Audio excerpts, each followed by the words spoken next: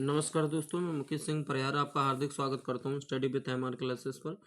जैसा कि आपको पता है कि एमपीजीके की पीवाईक्यू सीरीज चलाई जा रही है। तो दोस्तों अभी जैसा कि मैंने आपको बताया था कि ये पीवाईक्यू सीरीज लगभग 20 से 25 तारीख तक चलाई जाएंगी, क्योंकि पेपर आपका पूरा महीना चलना है।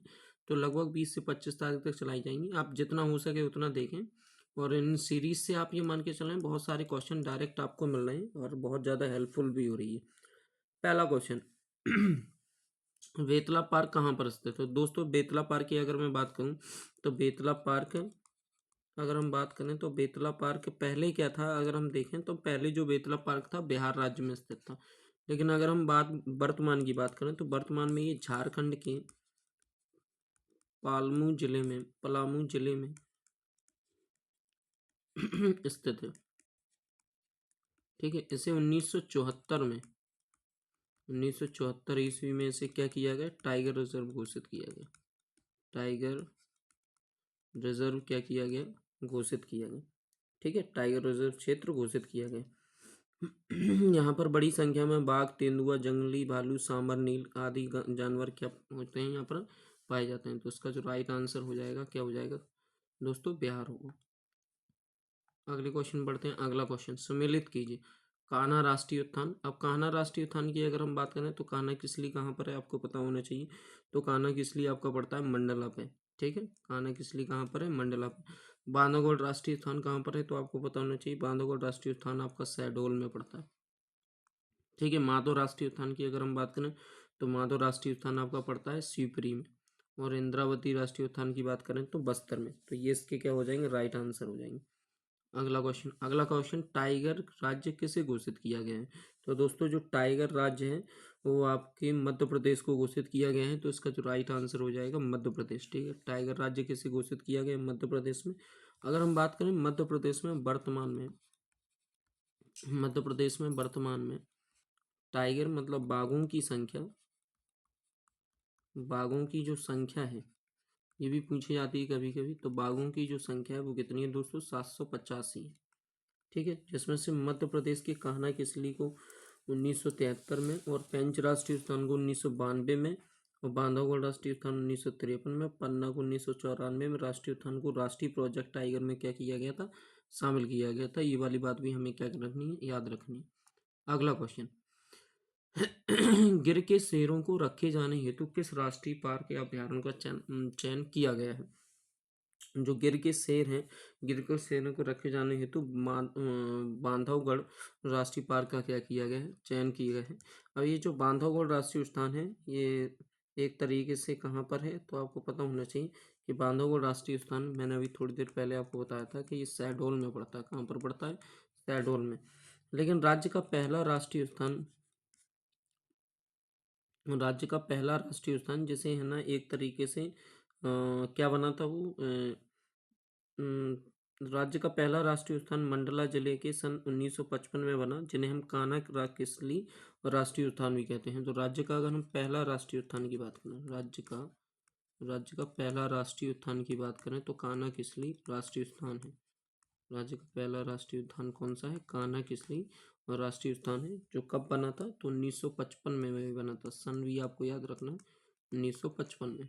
अगला क्वेश्चन डायनासोर जीवाश्म राष्ट्रीय पार्क की स्थापना किस जिले में की जा रही है? तो आपको पता होना चाहिए डायनासोर राष्ट्रीय पार्क की स्थापना किस जिले में की जा रही है? तो मंडला में की जा रही है। डायनासोर जीवाश्म राष्ट्रीय पार्क की स्थापना मंडला जिले में की गई। और मध्य प्रदेश का ये राष्ट्रीय उद्यान जीवाश्म राष्ट्रीय पार्क के लिए विख्यात है, और जो भारत के 4 जीवाश्म राष्ट्रीय उद्यानों में से क्या है? एक है। तो मंडला का इसका क्या हो जाएगा? राइट आंसर होगा। मध्य प्रदेश का कौन सा क्षेत्र सफेद बाघों के लिए जाना जाता है? दोस्तों आपको पता होना चाहिए मध्य प्रदेश का कौन सा क्षेत्र सफेद बाघों के लिए जाना जाता है। तो मध्य प्रदेश के सफेद बाघों के लिए जाने वाला जो क्षेत्र है वो बघेलखंड है। कौन सा क्षेत्र है दोस्तों? बघेलखंड। तो बघेलखंड के लिए ये प्रसिद्ध, मतलब सफेद बाघों के लिए प्रसिद्ध है बघेलखंड। अगले क्वेश्चन बढ़ते हैं। अगला क्वेश्चन भारतीय वन अनुसंधान संस्थान की क्षेत्रीय अनुसंधान शाखा मध्य प्रदेश के किस जिले में स्थित है? आपको बताना है कि ये मध्य प्रदेश के किस जिले में स्थित है। तो दोस्तों जबलपुर में स्थित। किसमें स्थित है? जबलपुर में। अगर हम बात करें भारतीय वन अनुसंधान अनुसंधान संस्थान, अनुसंधान संस्थान कहाँ पर है? तो ये दोस्तों देहरादून में है, उत्तराखंड के देहरादून में, देहरादून में, ठीक है। उत्तराखंड की राजधानी आपको पता होना चाहिए देहरादून, वहीं पर क्या है ये भारतीय वन अनुसंधान संस्थान है, ठीक है। अगले क्वेश्चन बढ़ते हैं। उस राष्ट्रीय उद्यान का नाम जो 1936 में भारत का पहला राष्ट्रीय उद्यान बनने के लिए बनाया गया था, तो दोस्तों 1936 में जो पहला राष्ट्रीय उद्यान था वो जिम कॉर्बेट नेशनल पार्क का था, जिसे हम कॉर्बेट कहते हैं। जिम कॉर्बेट राष्ट्रीय उद्यान 1936 में लुप्त प्राय बंगाल बाघ की रक्षा के लिए हेली नेशनल पार्क के नाम से क्या किया गया था, स्थापित किया गया था। तो जिम कॉर्बेट नेशनल पार्क का अगर आपसे पूछा जाए कि उसका पुराना नाम कौन सा है, तो हेली नेशनल पार्क था। कौन सा पार्क? हेली नेशनल पार्क था, ठीक है। और इसे भारत का पहला राष्ट्रीय उद्यान बनाने के लिए बनाया गया था। और जबकि मध्य प्रदेश का पहला राष्ट्रीय उद्यान अभी मैंने थोड़ी देर पहले आपको बताया था कि कान्हा किसली था, ठीक है। अगले क्वेश्चन में वीरांगना दुर्गावती अभ्यारण्य कहाँ स्थित है? तो आपको बताना है, ये कई बार क्वेश्चन में पूछा गया। देखो MP पटवारी में, फिर पटवारी में पूछा गया था, और फिर व्यापम सब इंजीनियर में पूछा गया। तो वीरांगना जो दुर्गावती अभ्यारण्य है मध्य प्रदेश के दमोह में स्थित है। कहाँ पर स्थित है दोस्तों? मध्य प्रदेश के दमोह में। तो इसका राइट आंसर हो जाएगा दमोह, ठीक है। अगले क्वेश्चन बढ़ते हैं। अगला क्वेश्चन, एशियाई शेरों के पुनर्निवास के लिए किस अभ्यारण्य की स्थापना की गई थी? तो एशियाई शेरों के पुनर्निवास के लिए कूनो अभ्यारण्य की स्थापना की गई थी। किस अभ्यारण्य की स्थापना की गई? तो दोस्तों कूनो अभ्यारण्य, जैसे 2018 में राष्ट्रीय उद्यान का क्या किया गया? दर्जा दिया गया। 2018 में से क्या किया? राष्ट्रीय उद्यान का दर्जा दिया गया। की स्थापना की अगर हम बात करें तो जो स्थापना हुई थी, वो हुई थी दोस्तों 1981 में। कब हुई थी? 1981 में। और ये पड़ता कहाँ पर है? तो ये राज्य के श्योपुर और मुरैना जिले में विस्तारित है। ये श्योपुर में पड़ता है वैसे तो, श्योपुर जिला में, और मुरैना जिला में भी विस्तारित है, श्योपुर और मुरैना जिला, ठीक है। मध्य प्रदेश में कुल वन्यजीव अभ्यारण्य कितने हैं? तो वन्यजीव अभ्यारण्य मध्य प्रदेश में कुल 25 हैं। कितने हैं दोस्तों? 25। अगले क्वेश्चन बढ़ते हैं। अगला क्वेश्चन, पचमढ़ी जैव आरक्षित क्षेत्र मध्य प्रदेश के किस जिले में नहीं है? आपको बताना है कि पचमढ़ी जो जैव आरक्षित क्षेत्र है वो मध्य प्रदेश के किस जिले में नहीं है। तो देखें, होशंगाबाद तो इसी के अंतर्गत आता है, बैतूल भी इसी के अंतर्गत आता है, और छिंदवाड़ा भी इसी के अंतर्गत आता है। जो उज्जैन है वो काफ़ी दूर है, ये इसके क्षेत्र के अंतर्गत नहीं आता। तो राइट आंसर हो जाएगा उज्जैन। अगले क्वेश्चन पढ़ते हैं। अगला क्वेश्चन, मध्य प्रदेश के निम्नलिखित वनों में से किसमें नेशनल जियोग्राफिक पुरस्कार विजेता land of the tiger shoot किया गया था? आपको बताना है कि मध्य प्रदेश के जियोग्राफिक पुरस्कार land of the tiger shoot किया गया था। तो नेशनल जियोग्राफिक पुरस्कार land of the tigers Madhya Pradesh के कान्हा उद्यान में क्या किया गया था? शूट किया गया था। तो इसका जो राइट आंसर हो जाएगा कान्हा राष्ट्रीय उद्यान, जिसे हम कान्हा किसली राष्ट्रीय उद्यान कहते हैं, और ये मध्य प्रदेश का पहला राष्ट्रीय उद्यान है, ठीक है।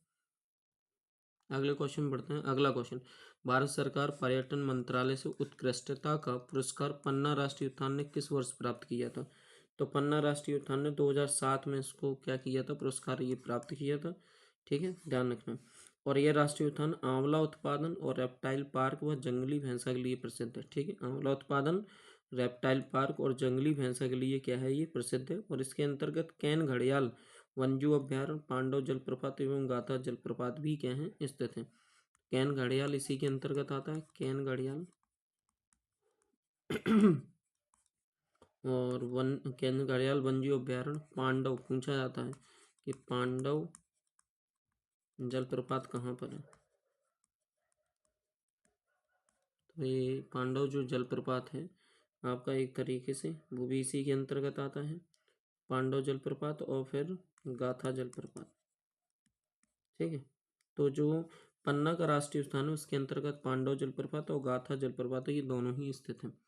अगले क्वेश्चन में बढ़ते हैं। निम्नलिखित तो निम्न में से कौन सा उत्पादन मध्य प्रदेश के जंगलों द्वारा प्राप्त किया जाता है? आपको पता होना चाहिए कि मध्य प्रदेश के जंगलों द्वारा कौन सा उत्पादन प्राप्त किया जाता है, ठीक है।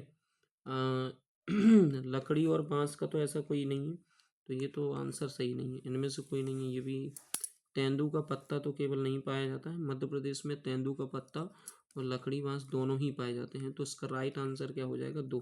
आपको पता होना चाहिए कि भारत में सबसे ज़्यादा जो वन पाए जाते हैं, या सबसे ज़्यादा जो वन पाए जाते हैं वो कहाँ पर पाए जाते हैं? मध्य प्रदेश में पाए जाते हैं, ध्यान रखना। और मैं आपसे पूछूँ कि भारत में सबसे कम वन कहाँ पर पाए जाते हैं? तो भारत में सबसे कम जो वन पाए जाते हैं वो दोस्तों पंजाब में पाए जाते हैं। ठीक है, तो देश में तेंदुपत्ता उत्पादन में मध्य प्रदेश का प्रथम स्थान है। तेंदू का जो पत्ता होता है, वो तेंदुपत्ता उत्पादन में मध्य प्रदेश का क्या कौन सा स्थान है देश में? प्रथम स्थान है, ध्यान रखना, प्रथम स्थान है। ठीक है दोस्तों। तेंदुपत्ता का राष्ट्रीयकरण वर्ष 1964 में हुआ था। अगले क्वेश्चन बढ़ते हैं। अगला क्वेश्चन, मध्य प्रदेश के ताल उल मस्जिद, गौहर महल और वन विहार राष्ट्रीय उद्यान स्थित है। बहुत अच्छा क्वेश्चन है कि मध्य प्रदेश का ताल उल मस्जिद और गौहर महल और वन विहार राष्ट्रीय उद्यान स्थित है। तो ये कहाँ पर स्थित है? भोपाल में स्थित है दोस्तों। कहाँ पर स्थित है? भोपाल में। ठीक है, मध्य प्रदेश के भोपाल में ताज उल मस्जिद, गौहर महल और वन विहार राष्ट्रीय उद्यान स्थित है। और यहाँ पर छोटा तालाब, बड़ा तालाब, भीमबेटका, भारत भवन देखने योग्य है। आपसे कई बार पूछा गया है कि भारत भवन कहाँ पर है, तो दोस्तों ध्यान रखना, जो भारत भवन है वो मध्य प्रदेश की राजधानी भोपाल में स्थित है। ठीक है, आपसे ये भी पूछा जाता है भोपाल कितनी पहाड़ियों पर बसा है दोस्तों? तो भोपाल 4 पहाड़ियों पर, 4 हिल्स हैं वहाँ पर, 4 हिल्स पर कहीं ना कहीं वो पूरा भोपाल क्या है? बसा हुआ है। ठीक है, ये पूछा जाता है मुख्यमंत्री जो आवास है, क्योंकि मध्य प्रदेश की राजधानी भोपाल है, तो वहाँ पर जो मुख्यमंत्री आवास है वो एक तरीके से आपको बताना कौन से हिल्स में, तो वो श्यामला हिल्स पर है। ठीक है दोस्तों, ध्यान रखना। अगले क्वेश्चन बढ़ते हैं। अगला क्वेश्चन आपसे बोला जा रहा है एक अभ्यारण्य जो कि श्योपुर में स्थित है। आपको बताना है एक ऐसा अभ्यारण्य जो कि श्योपुर में स्थित है। अभी थोड़ी देर पहले अपन ने बात की थी ना, कूनो पालन अभ्यारण्य, जो कि कहाँ पर स्थित है? श्योपुर पर स्थित है। ठीक है, अगले क्वेश्चन बढ़ते हैं। करेरा अभ्यारण्य इस साल स्थापित किया गया है। तो करेरा जो अभ्यारण्य है, जो कि आपका एक तरीके से शिवपुरी के पास में पड़ता है, तो करेरा अभ्यारण्य की स्थापना जो की गई थी 1981 में की गई थी। कब की गई थी? 1981 में। और ये शिवपुरी जिले के अंतर्गत आता है। और इस अभ्यारण्य में मनियार और बगदेरी नदियाँ क्या होती हैं? प्रवाहित होती हैं। मनियार नदी और बगेदारी नदी क्या होती हैं? प्रवाहित होती हैं। ठीक है, नदियाँ क्या होती हैं? प्रवाहित होती हैं। ठीक है, इस अभ्यारण्य में प्रमुख सोन चिड़िया को संरक्षण प्रदान किया है। किस चिड़िया को? सोन चिड़िया को संरक्षण प्रदान किया है। संरक्षण प्रदान किया है।